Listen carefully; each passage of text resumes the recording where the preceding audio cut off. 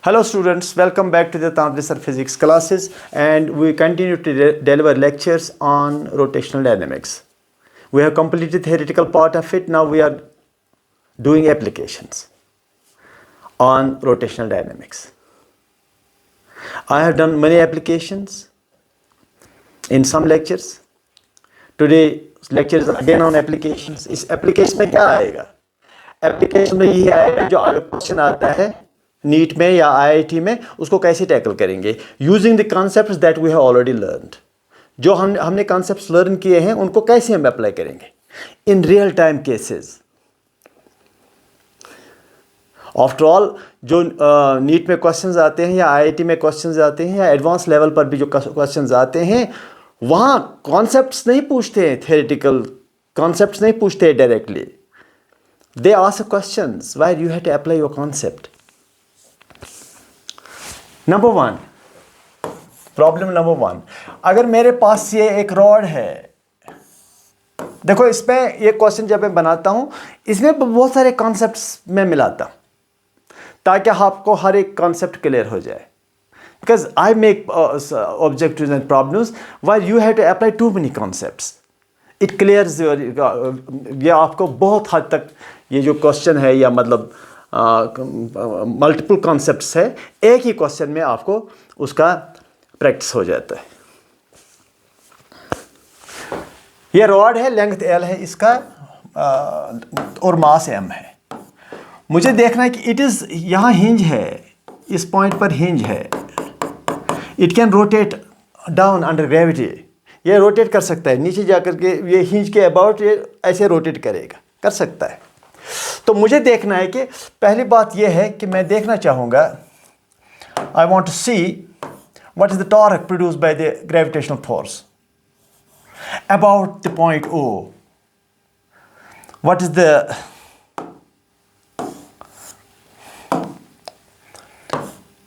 Torque produced about O by gravitational force. पहली बात तो ये है कि ग्रेविटेशनल फोर्स ने इस पॉइंट के अबाउट कितना टॉर्क प्रोड्यूस किया, ये पहली बात है. दूसरा जो मैं ये क्वेश्चन करना चाहता हूं, what is the angular acceleration produced by this torque. Third, अगर एंगुलर एक्सेलरेशन है तो what is the acceleration of the point, okay, point C. इस पॉइंट C का एक्सेलरेशन क्या है? Acceleration of point C, acceleration of point C. D, अगर acceleration का भी हमें पता चला तो मुझे बताइए इस पॉइंट N पर या इस पॉइंट का एक्सेलरेशन क्या है? एक्सेलरेशन ऑफ पॉइंट N, ये भी निकालते हैं. अच्छा, और एक चीज, ये जो हिंज है, ये हिंज की वजह से ये हिंज कितना फोर्स ऊपर के ओर क्रिएट करेगा, non reaction in the upward direction. अगर इस ओर भी फोर्स है R2 सपोज, लेकिन R2 जो है वो इनिशियली कितना होगा, वो क्योंकि ये R2 चेंज होगा और ये R2 चेंज होगा तो डिफरेंट पॉइंट्स पर डिफरेंट होगा, मतलब when it falls this will change. तो देयरफॉर मैं R1 ही निकालूंगा, R2 को रहने दो फिलहाल. यप, कम से कम इनिशियली मैं आपको बताऊंगा R2 किसके बराबर होगा. Reaction at the hinge, reaction at the hinge. देखो कितने क्वेश्चन इसमें है, तो अगर ये सारे क्वेश्चन हम कर सके या करने की कोशिश करेंगे तो कितना हमारा विजन क्लियर हो जाएगा, कितना हमारा दिमाग खुल जाएगा हमारा. And then we can do many things independently. हम और भी चीज़ें कर सकते हैं. चलो, torque about O is equal to, A का जवाब, ये mg है, ग्रेविटेशनल फोर्स. इस ग्रेविटेशनल फोर्स कितना दूर, कितना ये ग्रेविटेशनल फोर्स का जो एक्सिस है कितना दूर है पॉइंट O से, कितना दूर है? L/2. तो इट्स mg L/2 आंसर. और ये जो टॉर्क का डायरेक्शन है ये फिक्स्ड पॉइंट है और रेडियस वेक्टर फिक्स्ड पॉइंट से आगे जाएगा ऐसे, मतलब when you draw a perpendicular, tail of the perpendicular should be at O, head should be forward. तो ये है डायरेक्शन, means inwards, clockwise, मतलब ये इस रॉड को यूं रोटेट करेगा नीचे की ओर, क्लॉकवाइज डायरेक्शन में, ऐसे क्लॉकवाइज डायरेक्शन में यूं। ओके अच्छा, तो B, what is alpha? Angular acceleration. Angular acceleration is equal to torque divided by moment of inertia. Formula that you already know. Moment of inertia divide करना पड़ता है because torque is equal to alpha I. तो torque is equal to mg L by 2 and moment of inertia of the rod का जो moment of inertia about this O, that is 1 by 3 ml square. तो m gets cancelled, 1l gets cancelled, so alpha किसके बराबर? That is 3g by 2l। हो गया alpha भी हमारा, alpha भी हो गया। अच्छा, इसके बाद आएगा एक्सेलरेशन एट दिस पॉइंट। इस पॉइंट का एक्सेलरेशन c का, और दोनों का पॉइंट्स का निकालेंगे एक्सेलरेशन। एक्सेलरेशन फिर से यहां पर बनाऊंगा फिगर में, चलो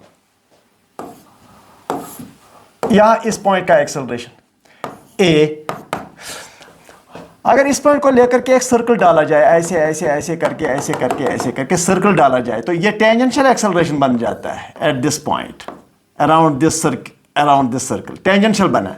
तो ये एक्सेलरेशन इज अल्फा आर, मगर what is r? R is distance this, क्योंकि इस पॉइंट को लेकर के एक सर्कल अगर बनाया जाए तो उसका जो रेडियस है वो ये l by 2 है। तो acceleration of C point is alpha, is अभी निकाला हमने alpha, that is 3g by 2l, 3g by 2l into l by 2, that is l gets cancelled, 3g by 4। ये है acceleration of this point when it falls down, इस point का acceleration. और यह centre of मास भी है। वैसे अगर मैं आपसे पूछूंगा what is the centre of mass acceleration, आपको don't forget that statement, net force divide by mass, net force on the rod divide by mass. ठीक, वो पहले ही लेक्चर में आपको बताया था, अगर आप फोर्स देते हैं तो उस सब फोर्स का नेट फोर्स निकाल करके सेंटर ऑफ मास का एक्सेलरेशन आपको मिलेगा net force divide by total mass. बाकी पॉइंट्स का एक्सेलरेशन जो मैंने निकाल कर दिया है, उसके लिए क्या रूल्स है वो मैंने बताया है। You have to watch all the lectures from 1 to 14 before you do this problems in a very easy way. Okay, now what is the acceleration at point D? Acceleration of point D is equal to, हाँ, तो उसमें क्या है, उसमें अगर एक circle डालोगे वो L लेंथ का सर्कल होगा, तो ये टेंजेंशियल एक्सेलरेशन कहलाएगा इस पॉइंट का। अगर आप सर्कल डालोगे इस O के अराउंड, उसका रेडियस L होगा, तो it's alpha R again, alpha radius of that circle in which this particle may move.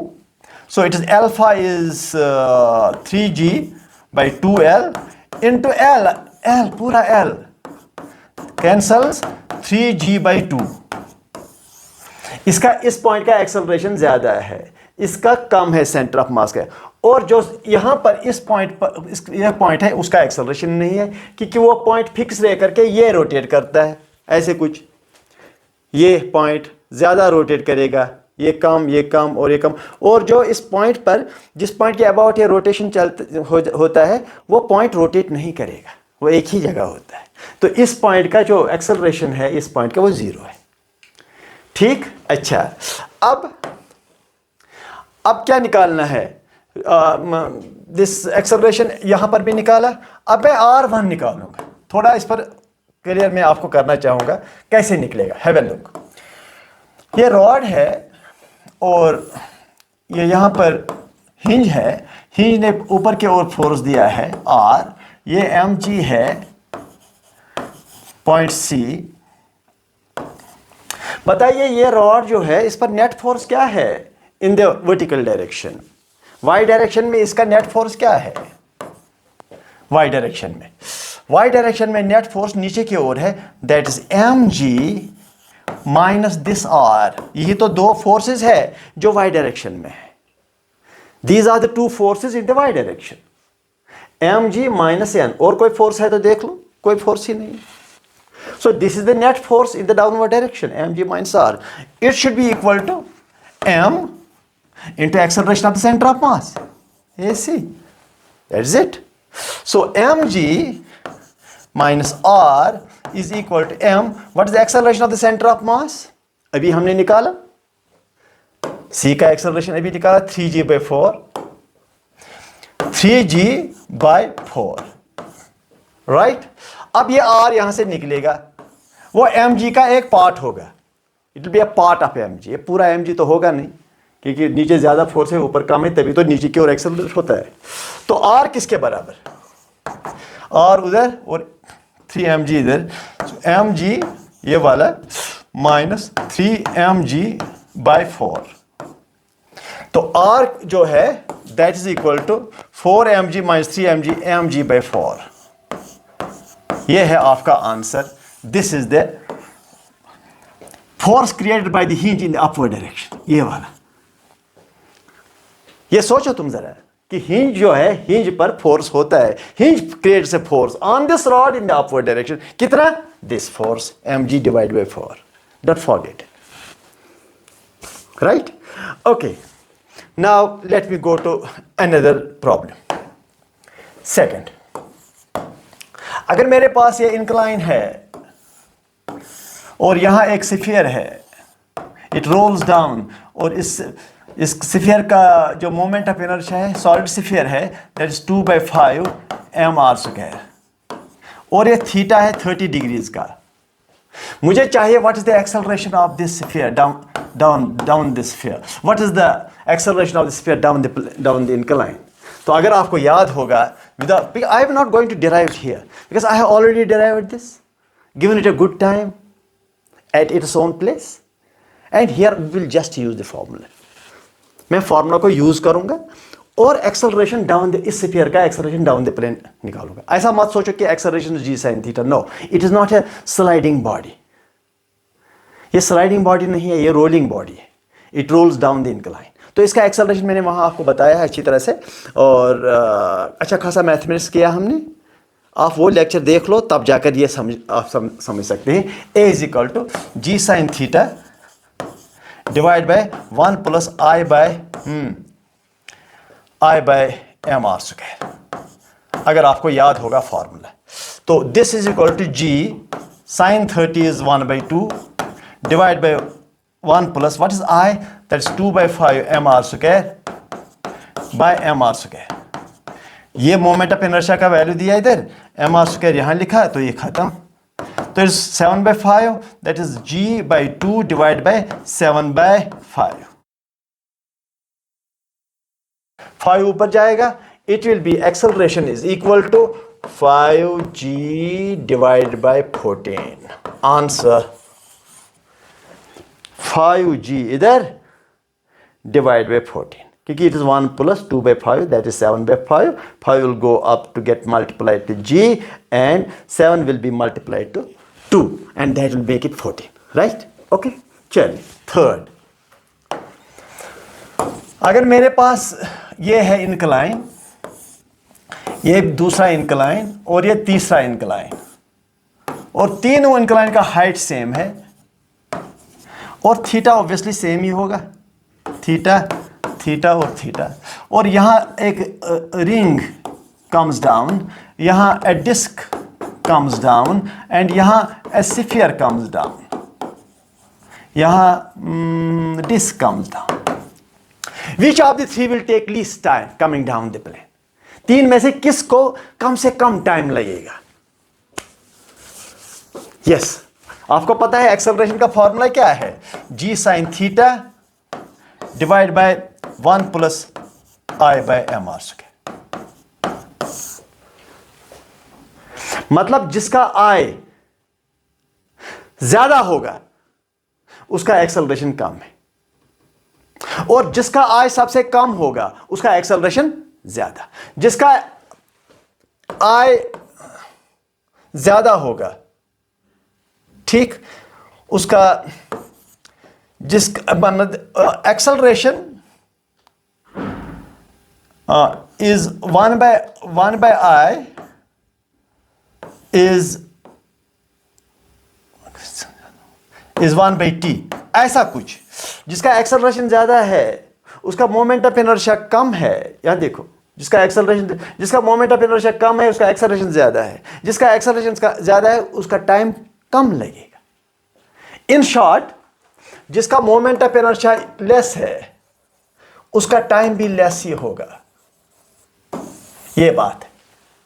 जिसका मोमेंट ऑफ इनर्शिया कम होगा वह कम वक्त में नीचे गिरेगा, जिसका मोमेंट ऑफ इनर्शिया ज्यादा होगा उसको ज्यादा टाइम लगेगा नीचे आने में। दैट्स ऑल, बिकॉज एक्सेलरेशन उसका ज्यादा होगा जिसका मोमेंट ऑफ इनर्शिया कम होगा। इसलिए जिसका मोमेंट ऑफ इनर्शिया कम होगा उसका एक्सेलरेशन ज्यादा होगा, उसका टाइम कम लगेगा। जिसका एक्सेलरेशन ज्यादा होगा it will fast move down the plane, because acceleration जो ज्यादा है। तो आप ऐसे याद रखो, जिसका मोमेंट ऑफ इनर्शिया कम है उसको टाइम भी कम लगेगा। सो a sphere will reach the ground quickly because sphere has the least moment of inertia. Because of this, I is equal to 2 by 5 mr square। और यहाँ डिस्क का सबसे ज्यादा है, रिंग का सबसे ज्यादा है mr square, क्योंकि डिस्क का 1 by 2 mr square। Mass is the same in all the three. So याद रखने के लिए, जिसका मोमेंट ऑफ इनर्शिया सबसे कम है it will take the least time to come down to the plane. अगर आप चाहो तो मैं टाइम निकाल कर आपको देता हूं। चलो मैं टाइम का एक्सप्रेशन निकाल कर देता हूं इन जनरल। ये टाइम का एक्सप्रेशन मैं आपको निकाल कर देता हूं। ये स्फीयर है, it comes down with an acceleration a, comes down and it is l, it is theta. तो बताइए क्या होता है टाइम का इक्वेशन। चलो, l किसके बराबर, ut plus 1 by 2 at square, ये होता है आपका formula. Distance covered is equal to initial velocity into time 1 by 2 at square. Let me suppose initial velocity is 0, you just drop it there, initial velocity 0 करके, और it rush down to the ground, it moves down to the ground. तो वो l is equal to किसके बराबर, ये 0 हो गया, 1 by 2 a किसके बराबर, g साइन थीटा अभी निकाला या अभी आपको बताया, 1 by I by mr square T square. अब टी किसके बराबर, अब टी स्क्वायर किसके बराबर, 2l ये मल्टीप्लाई करो, 2l into 1 plus I by mr square. 2l ये मल्टीप्लाई कर दे, ये नीचे कर दो, g साइन थीटा,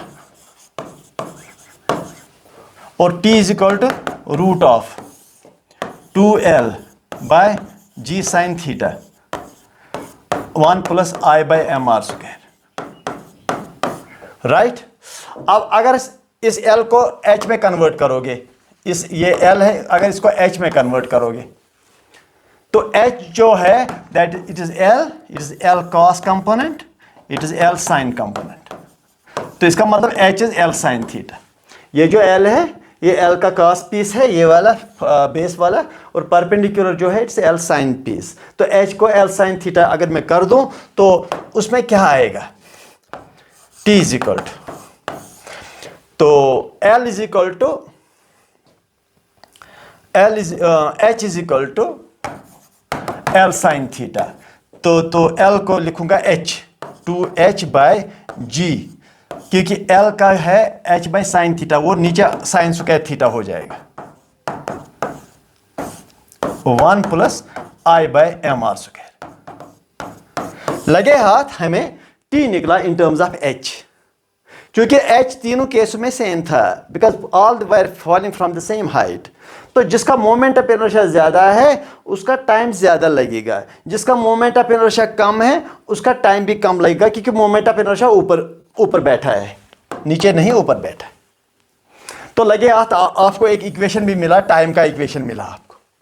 लेकिन याद रखने वाली बात है 2h by g sine square theta 1 plus I by mr square.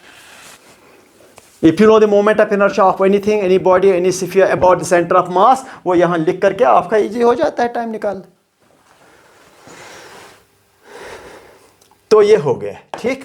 अच्छा, फोर्थ, अगर मेरे पास एक डिस्क है, मैंने यहाँ फोर्स अप्लाई किया है, इजी बनाता हूँ मैं, ये रेडियस है और ये सी है। आपसे मैं पूछता हूँ कि व्हाट इज द, क्या है इसका torque produced about C, torque produced about C is F in torque, और क्या है उसका direction, clockwise r cross F, this r cross F, clockwise inwards. बताइए अल्फा किसके बराबर है, F r divide by moment of inertia of this, जो भी है, स्फीयर होगा तो मोमेंट ऑफ इनर्शिया, रिंग होगा तो मोमेंट ऑफ इनर्शिया रिंग का लिखना पड़ेगा आई। बताइए टेंजेंशियल एक्सेलरेशन, इस पॉइंट का एक्सेलरेशन क्या है, tangential acceleration alpha into this r, alpha substitute करो, हो गया। अब बताइए आप मुझे what is the acceleration of the centre of mass, centre of mass का एक्सेलरेशन क्या है, that is this force, applied force divide by total M. बताइए इस पॉइंट का एक्सेलरेशन क्या है, एक तो ये टेंजेंशियल एक्सेलरेशन है ही है, keep that in your mind, ये टेंजेंशियल एक्सेलरेशन इस वजह से है, टॉर्क की वजह से, और आगे वाला एक्सेलरेशन तो हमेशा रहेगा ए सी। तो अगर मैं आपसे पूछूं इस पॉइंट का एक्सेलरेशन क्या है, आप कहेंगे ये थीटा देना पड़ेगा, you have to find this theta, somehow it may be given, in many cases it may be given, and then you have, it is the vector sum of this AC and AT. AT is found because of the torque, and AC is very easy, that is acceleration of center of mass is F by m। तो इस हिसाब से आप किसी point का भी acceleration निकाल सकते हो। यहां पर एक्सेलरेशन, सपोज आगे वाला एक्सेलरेशन तो है ही F by m, जो सेंटर ऑफ मास का एक्सेलरेशन होता है वो हर एक पॉइंट का एक्सेलरेशन होता है फॉरवर्ड, लेकिन हर एक पॉइंट का एक्सेलरेशन एफ बाई एम तो होता ही है, लेकिन उनमें एडिशनल एक्सेलरेशन भी होता है, टेंजेंशियल की वजह से, टॉर्क की वजह से, अल्फा की वजह से, टेंजेंशियल एक्सेलरेशन की वजह से, और सेंटर ऑफ मास का एक ही एक्सेलरेशन है ए सी। तो अगर ये क्लॉकवाइज रोटेशन तो यहाँ टेंजेंशियल एक्सेलरेशन ये होगा। तो अब ये दो जो एक्सेलरेशंस हैं इनका रिजल्टेंट निकालना पड़ेगा, and you can get the answer. और यहां पर देखो, यहां पर इस पॉइंट पर सेंटर ऑफ जो एक्सेलरेशन है वो फॉरवर्ड होगा, एसी फॉरवर्ड होगा और एटी बैकवर्ड होगा। तो बराबर है, तो इस पॉइंट का एक्सेलरेशन जो है वो जीरो होगा। ऐसा मत समझो कि रोल कर रहा है, स्पेस में भी इस पॉइंट का एक्सेलरेशन जीरो हो सकता है, ग्राउंड पर भी होता है तो रोल करता है, स्पेस में होगा तो रोलिंग की कोई बात तो हुई नहीं, लेकिन फिर भी इस पॉइंट का एक्सेलरेशन जीरो है, बाकी पॉइंट्स का एक्सेलरेशन होता है। वो तब जब ये एटी एसी के बराबर होगा। ठीक, ओके। तो इस चीज को करने से आपके बहुत सारी चीजें क्लियर हो जाती है, और बार बार जब मैं रोटेशनल डायनामिक्स की बात आएगी, बार बार ये चीजें तो आती ही रहेंगी। इन चीज़ों का प्रैक्टिस करने से आप और भी चीज़ें फिर आसानी से कर सकते हो। But there are certain basic rules, basic formulas, उनको बार बार करना पड़ेगा। बाकी आगे हैवी क्वेश्चन जो होगा वो शायद आप नहीं कर सकते हो, शायद मैं भी नहीं कर सकता। There may be a question which you cannot solve, which I cannot solve, but basic rules everybody must know, you must know the basic rules, I must know the basic rules. और basic rules को apply करते करते हम बहुत सारी चीज़ों को कर सकते हैं। फिर कोई आगे जाकर के हैवी प्रॉब्लम कभी आ सकता है जिसमें डिफिकल्टी आता है, जिसमें आपको भी डिफिकल्टी आ सकता है और मुझे भी। ठीक, फिफ्थ पॉइंट, अगर मेरे पास एक डिस्क है and this disc rotates with angular velocity omega, और इसका मास m है, और नीचे और एक डिस्क है उसका भी मास m है, लेकिन दैट इज एट रेस्ट, वो रेस्ट में है। एक डिस्क रोटेट कर रहा है, दूसरा डिस्क रेस्ट में है, दोनों का एक्सिस सेम है, ऊपर वाला डिस्क और नीचे वाला डिस्क उसको एक ही एक्सिस पर हमने रखा है, एक्सिस सेम है दोनों का। अगर एक परपेंडिकुलर डालोगे वो इसके थ्रू भी पास करता है, नीचे वाले के थ्रू भी पास करता है। सोचने की कोशिश करो आप जरा। ये ऊपर वाला डिस्क और नीचे वाला डिस्क जो है, ऊपर वाला डिस्क रोटेट कर रहा है, मैंने आहिस्ते से इन दो डिस्क को मिला दिया किसी तरीके से। तो जब मिला दिया इनको एक दूसरे के ऊपर मैंने कर दिया ऐसे कुछ, तो अब ये दोनों इकट्ठे ही रोटेट करते हैं विद ओमेगा प्राइम। हमें ओमेगा प्राइम निकालना है। What will be the new angular velocity? जब ये दोनों डिस्क आपस में मिलते हैं तो ऊपर वाला डिस्क जो है उसको ड्रैग करता है फॉरवर्ड की ओर, लेकिन नीचे वाला डिस्क जो है वो फ्रिक्शनल फोर्स प्रोड्यूस करेगा and they will rub against each other. लेकिन फ्रिक्शनल फोर्स की वजह से there will be torques produced. ये मैं बताऊंगा आपको। टॉर्क प्रोड्यूस होगा, एक टॉर्क होगा नीचे वाले डिस्क पर, और नीचे वाला डिस्क जो है वो ऊपर वाले डिस्क पर टॉर्क प्रोड्यूस करेगा। ऊपर वाला डिस्क नीचे वाले डिस्क पर टॉर्क प्रोड्यूस करेगा और नीचे वाला डिस्क ऊपर वाले डिस्क पर टॉर्क प्रोड्यूस करेगा। ठीक? And these torques will be equal and opposite, जैसे force are equal and opposite. जब ये आपस में रब करेंगे फोर्सेस भी इक्वल एंड अपोजिट होंगे, और टॉर्क जो एक दूसरे पर एक्ट करेंगे वो भी इक्वल एंड अपोजिट होंगे। As such the total torque is zero. System पर total torque is zero. As such जब total torque on this system zero हुआ, सिस्टम ऑफ टू डिस्क्स, अगर एक डिस्क की बात करोगे तो उस पर टॉर्क है, अगर दूसरी डिस्क की बात करोगे उस पर भी टॉर्क है अपोजिट में, लेकिन दोनों डिस्क्स की बात होगी तो एक सिस्टम बनता है, और इस पूरे सिस्टम पर नेट टॉर्क जीरो है। जब नेट टॉर्क जीरो है तो what comes to your mind? Yes, what comes to your mind? What is the concept that comes to your mind? Angular momentum remains constant. इसका मतलब पहले जो angular momentum था इन दो डिस्क्स का अलग अलग मिलाकर वही एंगुलर मोमेंटम रहना चाहिए। सो what is the initial angular momentum? L1, that is I omega इसका। तो दूसरे का क्या था? जीरो। मतलब initial angular momentum of the combination is I omega plus zero. तो फाइनल एंगुलर मोमेंटम क्या था? फाइनल एंगुलर मोमेंटम क्या होगा जब दोनों डिस्क्स आपस में मिल गए? तो मोमेंट ऑफ इनर्शिया तो एडिटिव है, वो तो स्केलर है about the principal axis. That is scalar about the principal axis ना। अब आप सोचेंगे ये कह रहा है स्केलर और साथ में कह रहा है कि प्रिंसिपल एक्सिस। अगर मैं प्रिंसिपल एक्सिस का नाम नहीं लूँगा तो कमेंट सेक्शन में आएंगे ये हमारे जो बहुत ही अच्छे ऐसा साइंस जानते हैं वो फिर लिखना शुरू करेंगे, सर आप तो पता ही नहीं, आप ये स्केलर है, ये तो टेंसर है।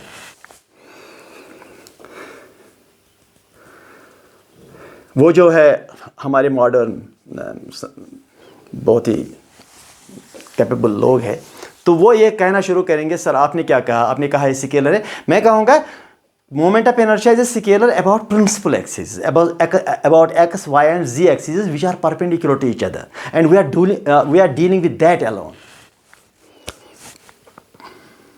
So we are safe describing this moment of inertia as scalar. So L2 is equal to I, twice moment, because they are equal disks, and omega prime.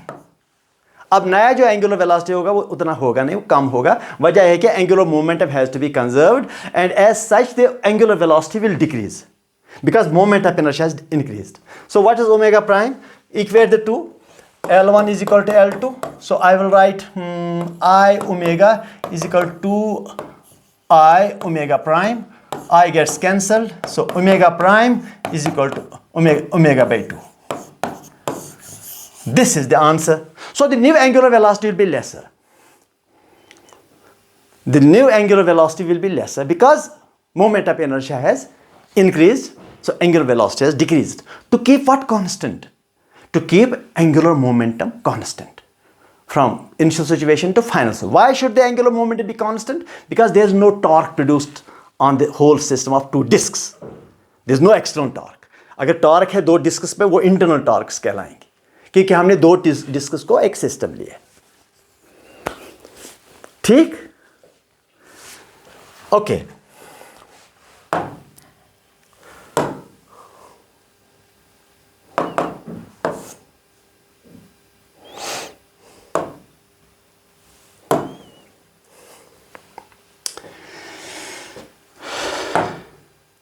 ये हमारे पास एक क्वेश्चन है, ए wheel is rotating with a constant angular velocity, which of the following is true. ये wheel एक है, ऐसे समझो ये व्हील है, it is rotating with constant angular velocity, ये जो ओमेगा ये कांस्टेंट है। बताइए इसका क्या क्या कांस्टेंट है, क्या क्या इस बारे में क्या लिखोगे। A wheel is rotating like this, it is rotating and rotating and rotating with constant omega. Moment of inertia आया है तो L is equal to I omega, ठीक। तो इसका रोटेशनल एनर्जी क्या है, K rotational, that is 1/2 I omega square, ठीक। तो a wheel is rotating with constant omega. अगर ओमेगा कांस्टेंट है और व्हील भी फिक्स्ड है, कांस्टेंट ही है मोमेंट ऑफ इनर्शिया के हिसाब से, तो L इज कांस्टेंट, ये भी कांस्टेंट हो गया। और अगर I भी कांस्टेंट है, ओमेगा भी कांस्टेंट है, तो समझो रोटेशनल एनर्जी भी कांस्टेंट है, हो गया दूसरा चीज। अच्छा, अब और क्या लिख सकते हैं इसके बारे में। मैं क्वेश्चन को पूरा, वो उसने ऑप्शन दिए है, मैं क्वेश्चन को पूरा क्लियर करता हूं। अगर ओमेगा कांस्टेंट है, आई तो कांस्टेंट है, ये I omega that is angular momentum is constant. अगर एंगुलर मोमेंटम कांस्टेंट है तो 1/2 I omega square, I is constant, omega is constant, rotational energy भी कांस्टेंट है। अगर L कांस्टेंट है that means torque is 0 about C, इस C के about torque 0 है। अगर टॉर्क अबाउट C 0 है तभी तो angular momentum about C will remain constant. Answer was ये भी था, ये भी था और ये भी था, all the three, all ABC is the answer.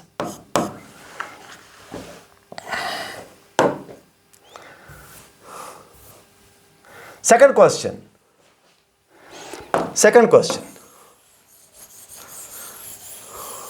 हाँ क्या है सेकंड क्वेश्चन, देख लीजिए।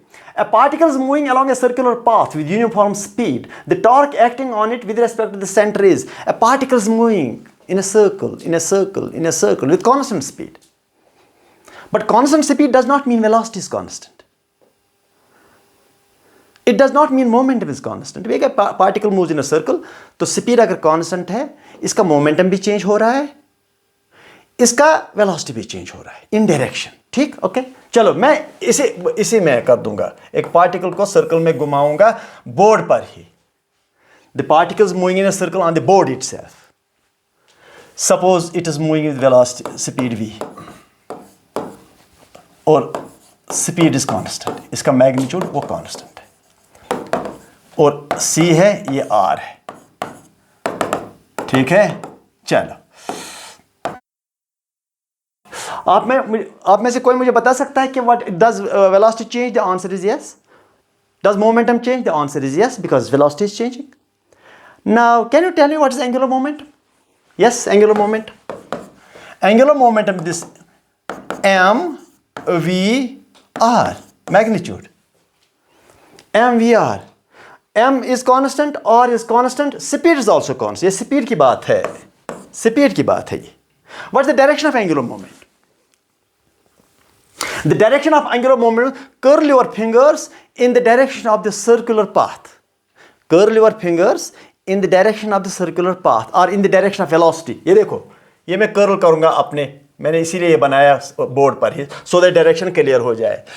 एंगुलर मोमेंटम का डायरेक्शन ये है, out of the board, anti clockwise,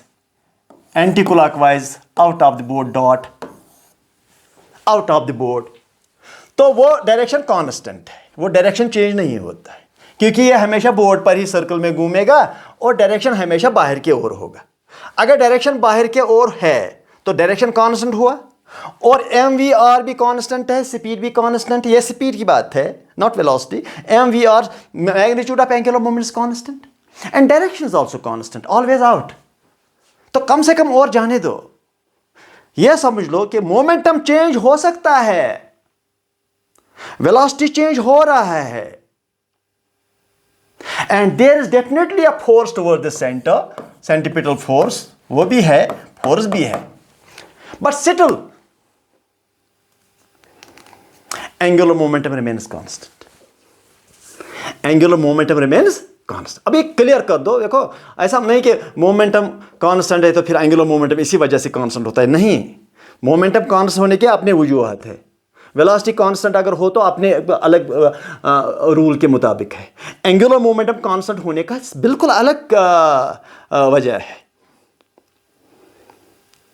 कम से कम और जाने दो, ये छोड़ो आप, ये जो यहाँ मोमेंटम है वो चेंज होता है, वेलोसिटी चेंज होता है, लेकिन angular momentum is constant and there is certainly a force acting on the object towards the centre.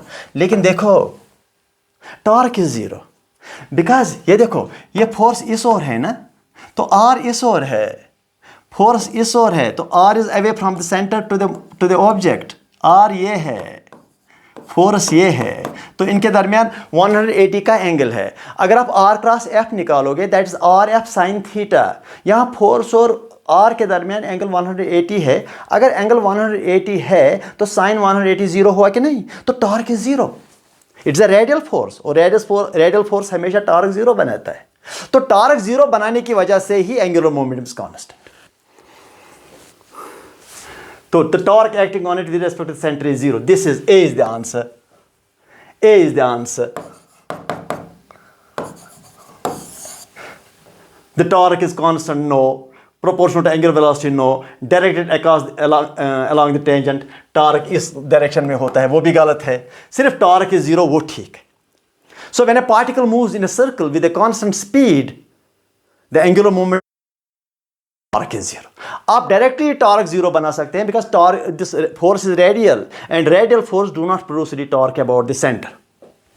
हमेशा याद ही रखो, या यहां पर क्लियर और भी तरीके से क्लियर है, फोर्स और आर जो है इनके दरमियान जो एंगल है 180 है, और 180 की वजह से you know torque is equal to F r sine theta, F cross r cross F, r F sine theta, theta 180 हो गया, तो समझ लो कि torque is zero, the moment torque is zero, the angular moment is constant.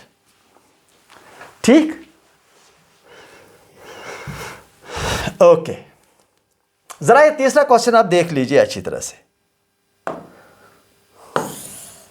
तीसरा question जरा पढ़िए, ये question is visible on the board. If torque acting on the system is zero, which of the following is true? If torque acting on the body is zero, if torque acting on the system is zero, which of the following is true? Let us see. Angular velocity is constant. जरूरी नहीं है। Angular moment is conserved. Yes, it is. Rotational kinetic energy is constant. जरूरी नहीं है। No external force acts on the system. Force हो सकता है, लेकिन उस force की वजह से टॉर्क न बना हो। देखो, if torque acting on the system is zero, which of the following is true? Torque तो जीरो है ही है। I'm sorry, मैं कुछ क्वेश्चन अच्छी तरह से नहीं पढ़ा। टॉर्क पहले ही जीरो है, तो इनमें से कौन सा चीज कंजर्व है? एंगुलर वेलोसिटी इज कांस्टेंट, जरूरी नहीं है कांस्टेंट रहे। Angular momentum is conserved, yes. If the torque on the system is zero, then angular momentum is conserved, angular momentum remains constant. जरूरी नहीं कि एंगुलर वेलोसिटी इज कांस्टेंट। हाँ, अब आप कहेंगे नहीं नहीं, अगर एंगुलर मोमेंटम कांस्टेंट है, अगर एंगुलर मोमेंटम कांस्टेंट है, अगर ये कांस्टेंट है तो ये भी कांस्टेंट है। नहीं, ये कांस्टेंट है, हो सकता है आई इंक्रीज हो और ये डिक्रीज हो, प्रोडक्ट कांस्टेंट होना चाहिए।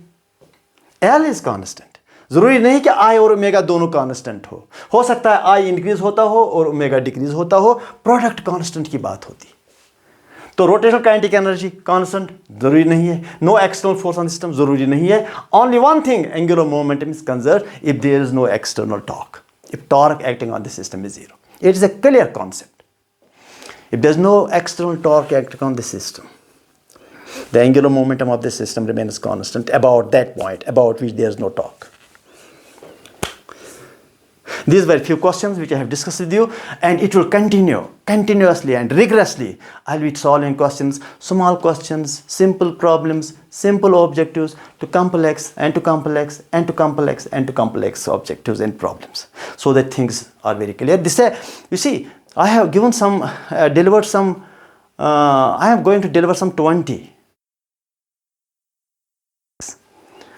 और ये लेक्चर आधे आधे घंटे के हैं। आप इनको 2-3 दिन में सारे लेक्चर्स को देख सकते हैं, और जब आप इनको देखोगे, अच्छी तरह से वॉच करोगे, 1-2 बार कंसंट्रेट करके, तो मुझे लगता है कि रोटेशनल डायनेमिक्स के सारे कॉन्सेप्ट आपको क्लियर हो जाएंगे। अब आप पर डिपेंड करता है whether you watch these lectures or not. It is your choice. Thank you.